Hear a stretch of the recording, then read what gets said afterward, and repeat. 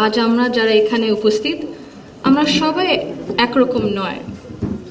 আমাদের আদর্শ আলাদা, অভিজ্ঞতা আলাদা, দৃষ্টিভঙ্গিও আলাদা।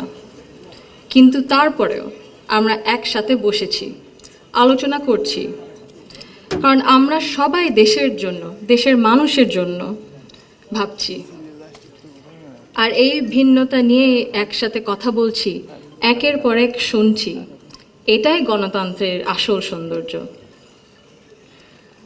আমার আগে যারা সম্মানিত প্যানেলিস্টরা কথা বলেছেন, তাদের সবাইকে আন্তরিক ধন্যবাদ জানাই।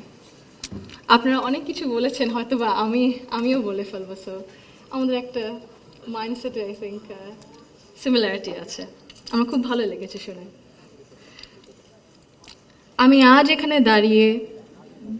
দাঁড়িয়েছি ভিন্ন এক অনুভূতি ও আবেগ নিয়ে।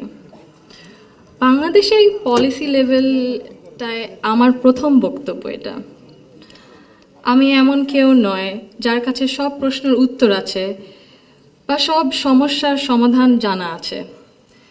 তবু আমি বিশ্বাস করি, নিজের ছোট্ট জায়গা থেকেও সমাজের জন্য, দেশের জন্য কিছু করার আন্তরিকতা আমাদের সবার মধ্যে থাকা উচিত। আজ আমি এসেছি শুধু শুনতে, শিখতে এবং একসাথে কাজ করার মনোভাব নিয়ে এগিয়ে যেতে।